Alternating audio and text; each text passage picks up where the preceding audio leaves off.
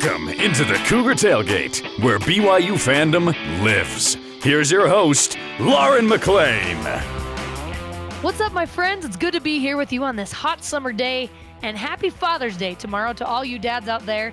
In honor of Father's Day, we're going to discuss our favorite father-child duo in BYU sports and in professional sports, plus one of the current fathers of BYU athletics, Deputy Athletic Director Brian Santiago, will join me to discuss BYU's last season as a part of the WCC and all that needs to happen before becoming a member of the Big 12 Conference.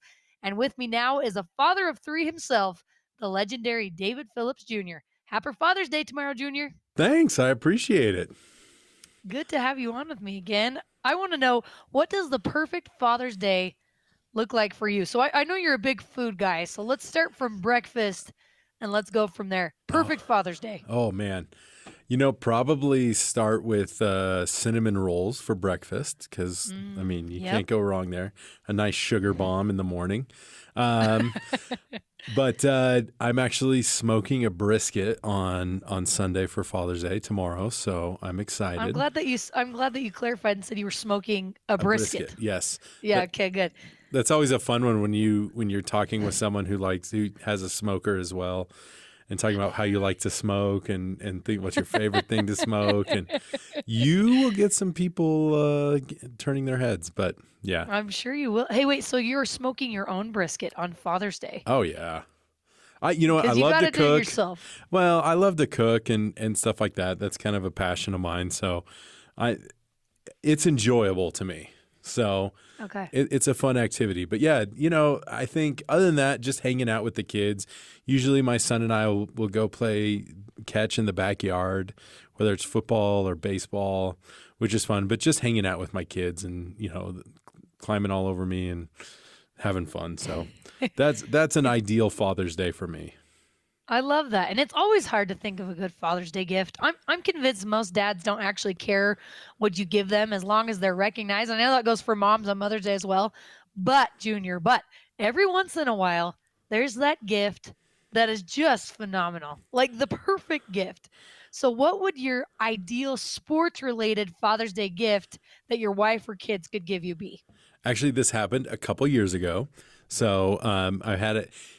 We got tickets in a suite to watch the Giants, my favorite team, play at the Rockies. And so we actually got up and flew out that morning, caught an afternoon game, and flew out that night. So we had. This was actually a Father's Day gift? It was a Father's Day. Well, we did it on Father's Day. It was kind of a gift for Father's Day, given early to do on Father's Day. But yeah, it was fun. You had nothing to check. My wife had her purse. I didn't really have anything else. Just walk on the plane and fly out there, Uber to the game, and then take the train back and back that night. So it was a ton of fun and stuff. And so that was my best Father's Day was sports related.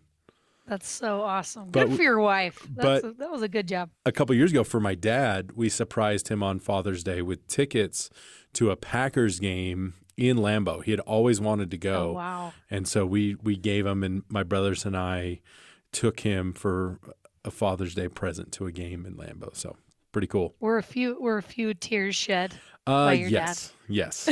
He was quite grateful for that. But no, that was a gift for all of us too, because that was fun to go.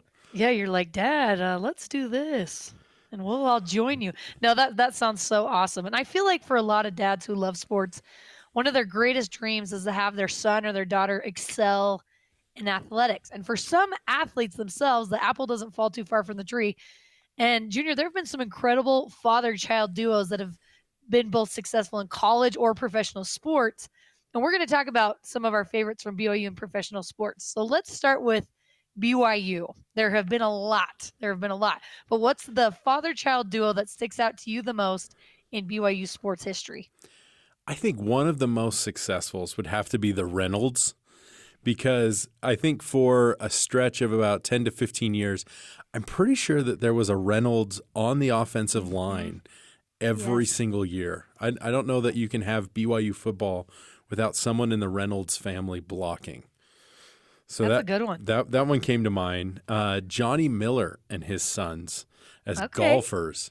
I mean, talk about a great legacy. That's not one you would think of immediately, but I think that's a really good one. Yeah, obviously the Kafusis, which there are a ton. The Nixons, Dalton and Kevin Nixon. It was kind of fun. Kevin Nixon hitting the buzzer-beating shot to win the WAC. And then his son, we went to recreate it in a story, and his son hit the shot on the first try. That was pretty awesome. Of course he did. I'm sure his dad didn't love that because his son made it look easy. Yeah. I love that, though. Those are really good ones. I feel like a few other ones that came to my mind. The Haws. You got to mention the Haws, Marty, Tyler, and TJ. Yep. The Collies. Oh, yes. Scott is the dad, Zach, Austin, and Dylan. It's crazy. Oh, man, it's just crazy to me when there are multiple people from the same family who can come and excel in that sport. That's good. From a personal standpoint, it'll be hard. The Fowlers, obviously. Blaine and his son. He's had 3 sons that came through here. Gavin, and who's on the coaching staff right now. Kalen also played safety. Oh, my gosh. Hey, here's what I don't understand, Junior, is how people can get their children to play exactly what they love. I feel like most kids come out and they're like, I don't want to do. I mean, some of them do want to do exactly what their parents do, to make them happy and whatever. But your kids can have just such a wide variety of interests. I feel like it's got to be so hard to get them into something that you love. I mentioned this in the show previously. I love sports. Given my son is only 3 years old, but I put him in this little soccer league, and he just would lay on the field. I'm like, this is not a good start, buddy. This is not a good start. He's got time. He's got time. Well, hey, my son just finished up at BYU football camp. So, awesome. Learning from the best there. And then, my daughter's going to cheer camp, and she dances a lot. So, we'll see. But, yeah, no, they don't have that gene pool quite like the Mannings or anything like that. Though my dad, fun story, my dad was a wide receiver at Diablo Valley College for Gary Scheide way back before he came to BYU. So Gary Scheide was his coach? Was his quarterback. Oh, was his quarterback. Yeah, they played college together at DVC, Diablo Valley College in the Bay Area before Gary came to BYU. So you got it in your gene pool. Somewhere Junior. in there. You got somewhere in there. We're going to have to search real hard. We're going to look real hard for that. I tease him, hey, there wasn't as good of athletes back then. That's how you were able to do it. No. I'm sure he loves to hear that. Oh, yeah. That's really cool. Gary Scheide is one of the greatest quarterbacks, honestly, to come through BYU. And he started that quarterback factory. I think he's super underrated. Won the Sammy Baugh and kind of started that. It was funny. It was interesting. The year before him, Pete Van Valkenburg won the rushing title at BYU, and Gary almost didn't want to come, told Lavelle, I don't want to come if you're just going to run the ball. I just want to throw it. And Lavelle said, you know what, Gary? We're going to start throwing, and the rest is history. So wow. Yeah. Gary Scheide and your dad. Yeah. I love that. That's really cool. Well, Junior, you are phenomenal, and I seriously hope you have a great Father's Day full of cinnamon rolls and brisket and love from your children. Thank you very much. Coming up, BYU's Deputy Athletic Director Brian Santiago joins me to chat Father's Day, Big 12, and BYU's last season in the WCC. Don't go anywhere. This is Cougar Tailgate.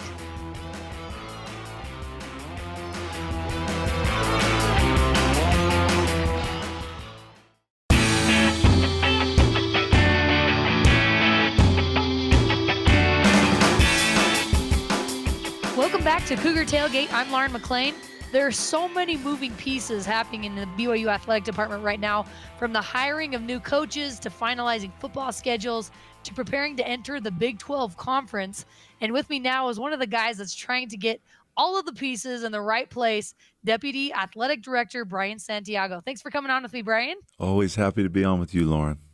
It's been too long, my friend, and Father's Day is coming up. Happy Father's Day, by the way. You have 4 kids, and you just told me your son just got called on a mission to Australia. How are you? Are you hanging in there? You doing okay? Life is fantastic, and anytime you see your children choosing a path that is going to help them in their lives, it's pretty awesome. And certainly having Jackson receive his mission call, the Australia-Melbourne mission, speaking Chinese. He's fluent in Chinese. He was in the Chinese immersion program.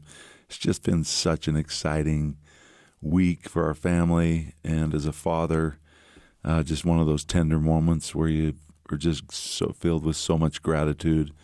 Jackson hit me a few minutes after he read his call. He's down in Southern California working, and he just wanted to open the call with kind of 5 of our family members.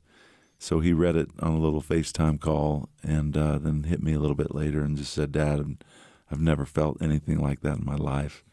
And those are the little tender moments where the light's coming on and you start realizing that there are certain things in life that are way more important than others. And he could not be more excited to go serve the people of Australia. Gosh. So yeah, it's been a great week, and my other 3 children I look at all my 4 children as gifts, straight gifts from heaven. So just so grateful for that part of life. Well, I love that so much, and congratulations to all of you guys. What an incredible thing. Father's Day is Sunday. I want to know, Brian, what does an ideal Father's Day look like for you? Are you like a big food guy? Are you like, give me some good food? Is it a big gift? Like, what does the ideal Father's Day look like for you? No, I'm not a big gift guy. I've got access to a few things, so I'm not a big gift guy. What a great Father's Day is for me is an opportunity to worship and have the opportunity to be in church with my family, spend family time, and I love great food. I'm all about great food, and Kim always makes me my favorite trifle, just strawberries and cake and cream and all those good things. But for me, it's just about being with family and being around the people that I love the most, and so I'm looking forward to it. Send some of that trifle my way. Yeah, that sounds amazing. It'll change your life. It's that good. Just so you know. My poor husband, I'm like, hey, let me heat something up for you that I have frozen in the freezer. No, we'll do something special for him. We mentioned at the beginning, Brian, that several of the things that are happening in the athletic department right now, and I know there's so much more going on behind the curtain that we don't even know. So, what does a typical day look like for you right now?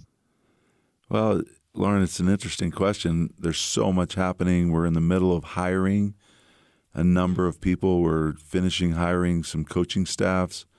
We have our baseball staff is still hiring one more spot, a pitching coach. Our women's basketball staff, Amber Whiting, is still hiring one more assistant coach. Our men's basketball coach, Mark Pope, just recently hired his member of his staff to replace Chris Burgess. So there's a lot going on. We're doing a unit review right now, so we've got some visiting people from other schools. They happen to be from 2 Big 12 conference schools are here with our internal unit review committee that are doing a whole comprehensive review of our BYU athletic department. So when we say we're right in the middle of it, we have a lot going on. We're ramping up for our last year in the WCC, which is really a step to be ready for the fall of 2023 when we better be ready. It's going to be a massive, massive undertaking to be nationally relevant and competitive from day one in the Big 12. So there's a lot going on. We're really kind of ramping up the resources and ramping up the personnel and hiring the right people. And if there's one thing, I'll say it once, I'll say it again. If we're going to be great, we have to have the right people in the right places. That's the right coaches, the right administrative, the right staff. Because if you have the right people in the right places and everybody's on the bus headed in the same direction, those coaches will make sure that they're bringing in the right student athletes. So it's critical for us to make the right decisions in the people that we're hiring, get the people that are going to represent everything right about BYU, share our vision for excellence into the future, and then let's go. 2023, Brian, is a big year for a lot of BYU fans. I feel like their dreams are coming true with the Cougars entering the Big 12. You mentioned that there's a lot of hiring going on right now, and that's a big preparation for the Big 12, getting the right people in the right places. What other preparation has to happen before entering the Big 12 in 2023? It's it's a big undertaking. Where do you start? Where do you start? But I think it's an excellent question, because to be prepared for the fall of 2023, you have to take a close look at a number of things. Obviously, personnel, expanding some of the staffs to make sure that you're fully staffed. You also have to take a very close look at your facilities and what facility upgrades you need to make sure that you're prepared. So much of our success and future success in the Big 12 is predicated on recruiting, and so much of recruiting is making sure you have all the resources, meaning your facilities, your personnel, the resources for the program. One interesting little tidbit that most people probably think about, but not to this extent, is our travel alone is going to increase several $1 million per year in going to the Big 12 and going east instead of to the West Coast. And if anybody's been paying attention to commercial travel recently, it's difficult. And when you're trying to travel hundreds and hundreds of athletes every week and trying to get big space on commercial aircraft, it doesn't always work out very well. So we're looking at some other travel planning that's going to help us be way more efficient in our travel. You got to pay attention to missed school time for student athletes. So we're taking a close look at all of the travel, all of the logistics, and how we are going to manage the needs of our student athletes and make sure that they're well taken care of. You have a year till that happens, but it sounds like a year isn't enough time to do everything that you need to do. That just sounds crazy. Oh my goodness. Well, I'm glad it's we're the ones. But it's exciting though, Lauren. Like it's so exciting because this is what we've been dreaming about. This is what we've been preparing for. Everybody in Cougar Nation so excited about being in a Power 5 conference, about being in the game, about playing for all the national championships. You no longer are trying to explain yourself away to recruits and say, hey, come here. We know that we're not in this conference or that. All of a sudden, we're relevant. We're nationally relevant in those recruiting games. And as what comes with that, it's like it's welcome. Whether it's travel and working out all the travel logistics, whether it's facilities and trying to upgrade the facilities, whether it's personnel and trying to add additional personnel to make sure that we're viable. Like, it's so awesome. It's so exciting to be part of something great. And we've always aspired for this. We've always wanted to be in the game. And now that we're in the game, let's go. Like, it's time. So this day-to-day grind of trying to make sure we're ready to go come fall 23, every minute is exciting, exhilarating, and you have great purpose, and there's a great sense of urgency. And with that comes kind of this great mojo with all the people involved, everybody pulling together, trying to figure out how are we going to be great. And that's exciting. Oh, I love it. You're getting me excited for the next year. But first things first, we still have another year. But Brian, I want to look back a little bit. An incredible amount of success in BYU's athletics last season, particularly on the women's side. When you think of this past season, what stands out to you the most? Excellence with our coaches leading out in a number of those sports. As you know, you just mentioned that fall that we had was one of the most amazing falls that we've ever had in BYU athletics. We ended the fall as the number one ranked athletic department in the country.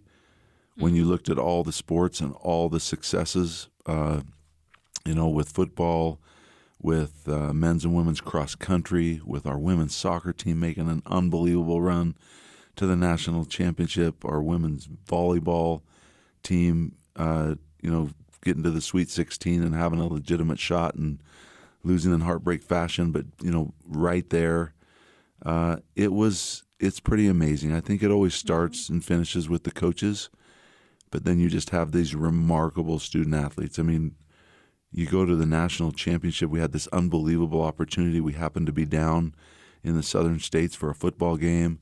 The national championship cross-country races were going on in Florida, so we jumped in a plane. President, Vice President Vorkink, Tom, myself, King Hussein, who's one of our big supporters, we jumped in a plane, flew down to Tallahassee. Liz Darger met us there. We go. All of us have a chance to be there when we have like Connor Mance and Whitney Orton win the national championships on the same day. Like, it was just magic. And we have, it's why we do this. We have some of the most remarkable student athletes anywhere in the country right here at BYU.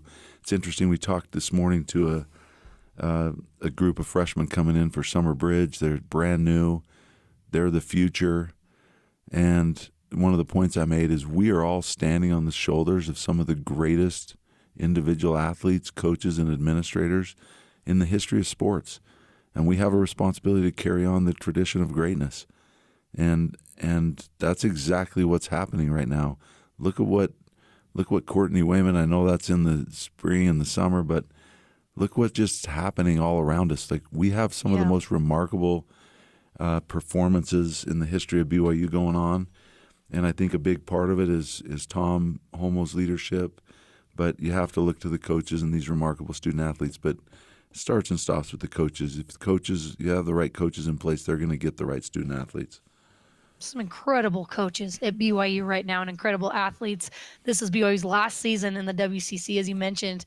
And I'll tell you what I'd like to see, Brian. Each team to dominate and for men's basketball to beat Gonzaga in the WCC tournament, right? I know that's probably a pipe dream, but that's really what I want to see. What would you like to see happen in this last season in the WCC? Lauren, I'd like to see exactly that happen. I'd like to see us. I oversee men's basketball, and we've had some awfully good teams here in the last 20 years that have gone down to Vegas and come home sooner than we wanted to without a victory. So I'd love to see that, see us break through and actually win a championship in basketball. But what I'd really like to see, I'd like to see the sense of urgency in every one of our programs getting ready for what's coming in the fall of 2023. The WCC has been great partners. It's been awesome to have partners that have welcomed us, and there's been competitive excellence. But I just hope our teams are prepared. Because top to bottom, if we're honest, there may not be the strength in the WCC. Like, you look at men's basketball, you have Gonzaga, it's a perennial top 3, top 4, top 5 team. And then you have St. Mary's, it's been very, very good for a lot of years. But other than that, it's been, every once in a while a team will pop up. Women's basketball, same teams are usually the strong teams. In every sport in the WCC, kind of the same teams are at the top, and then there's maybe the competitive excellence top to bottom's not great. Where we're going in 2023, night in and night out in every sport, you're playing the best competition across the country, and you have to be ready. So I hope that there's a sense of urgency. It's what I'd like to see, is for us to continue to win championships. The one thing, it's not a given, but one thing that's been awesome is every year that we've been in the WCC, we've won the Commissioner's Trophy for the overall best athletic department in the WCC. Cool. So you hope that continues. You hope to see competitive excellence and national relevance, but really with a sense of urgency, realizing what's coming. I'd like to see us win. Lauren, I think we should win every championship, and I think we should win every I think so too. Every game. I know that may not be realistic, but you know what?